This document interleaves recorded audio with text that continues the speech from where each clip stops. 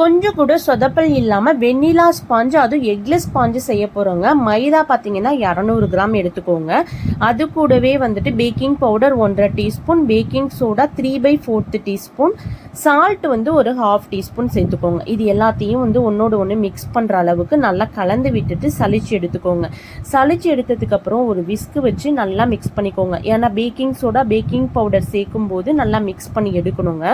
அது கூடவே வந்துட்டு இப்போ ஒரு 50 கிராம் வந்து பவுடர் பண்ண சர்க்கரையை வந்துட்டு நல்லா சளிச்சு எடுத்து வச்சுக்கிறேன்.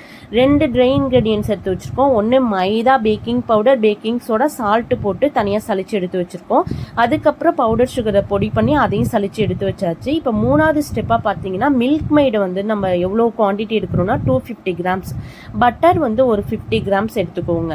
இந்த மில்க் மெய்டு வந்து எந்த பிராண்டு வேணாலும் நீங்கள் எடுத்துக்கலாங்க.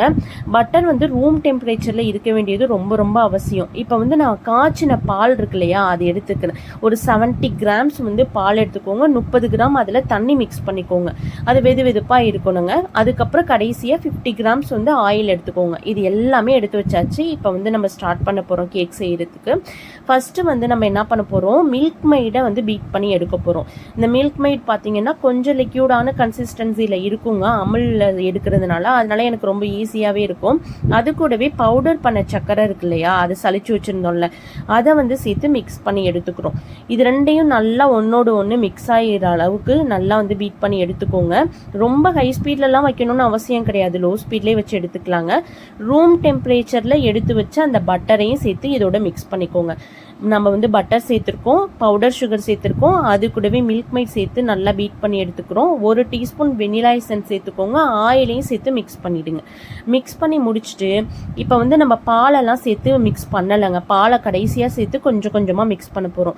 நம்ம இப்போ வந்து வெட் இன்க்ரீடியன்ஸ் வந்து மிக்ஸ் பண்ணி வச்சுருக்கோம்ல, அது கூடவே என்ன பண்ண போகிறோம், ட்ரை இன்க்ரீடியன்ஸ் வந்து கலந்து வச்சதையும் கொஞ்சமாக போட்டுக்கோங்க. அப்புறம் கொஞ்சம் பால் ஊற்றி 3ஐயும் சேர்த்து மிக்ஸ் பண்ணுங்கள். அப்படியே கட் அண்ட் ஃபோல்டு மெத்தடில் மிக்ஸ் பண்ணி எடுத்துக்கணும். ரொம்ப பார்த்து மிக்ஸ் பண்ணணுங்க. இது வந்துட்டு மிக்ஸ் பண்ணுறது ஓவர் மிக்ஸ் ஆகிடுச்சு அப்படின்னா உங்களுக்கு நார்மலாக தெரியும் எல்லாருக்குமே, வந்து அந்த கேக் வந்துட்டு பார்த்தீங்கன்னா ரொம்ப ஹார்ட் ஆகிடும். அதனால் அதை மட்டும் கொஞ்சம் கவனமாக பார்த்துக்கோங்க. இந்த மாதிரி ஒரு டின்னில் வந்து பேக் பண்ணி எடுத்துக்க போகிறோம். நம்ம வந்து பேக் பண்ணுற அளவுகள் பார்த்தீங்கன்னா 1 kgக்கு உள்ள ரெசிபி தான் நான் உங்களுக்கு கொடுத்துருக்கேங்க. இது வந்து 1 kg வந்து ஸ்பாஞ்ச் வருமானு கேட்டிங்கன்னா ஸ்பாஞ்செல்லாம் வராது. இது பேக் பண்ணி முடிச்சுட்டு அதுக்கப்புறம் க்ரீம் யூஸ் பண்ணி இது எல்லாமே யூஸ் பண்ணும்போது டோட்டலாக வந்து 1 kg கொஞ்சம் கூடுதலாகவே தான் கிடைக்கும். ஹோம்மேட் கேக்ஸ் அப்படின்னாலே மோஸ்ட்லி 200 கிராம்ஸ் கிட்ட எக்ஸ்ட்ரா தாங்க இருக்கும்.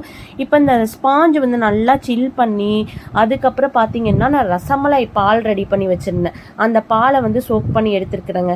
மோஸ்ட்லி பார்த்தீங்கன்னா நீங்கள் எக்லெஸ் கேக்கில் நம்ம நார்மலாக எக்கு கேக்குக்கு கொடுக்குற அந்த சுகர் சிரப்பாக இருக்கட்டும், பாலாக இருக்கட்டும், இது எல்லாமே வந்துட்டு ஓரளவு மீடியமாக கொடுப்போம். ஆனால் எக்லெஸ் ஸ்பாஞ்சில் கொஞ்சம் கூடுதலாக தாங்க கொடுக்கணும். ஏன்னா ஸ்பாஞ்சு வந்துட்டு கொஞ்சம் பார்த்தீங்கன்னா சாஃப்ட் கொஞ்சம் கம்மியாக தான் இருக்கும். ரொம்ப வந்து அப்படியே எல்லாரும் சொல்லுவாங்க ரொம்ப புசு புசுன்னு இருக்கும் அப்படின்லாம் சொல்லுவாங்க. ஓரளவு வந்துட்டு நம்ம சாஃப்ட்னஸ் வந்துட்டு கொஞ்சம் கம்மியாக தான் இருக்கும். ஆனால் நம்ம எந்த அளவுக்கு வந்து சாஃப்ட் கொடுக்கணும் அப்படின்னா இந்த சுகர் சிரப்பு அதுக்கப்புறம் வந்து இந்த பால் இதெல்லாம் மிக்ஸ் பண்ணுறோம் இல்லையா, அது கொஞ்சம் கூடுதல். அதுக்குன்னு ரொம்ப சொதன்னு ஊற்றிடக்கூடாது.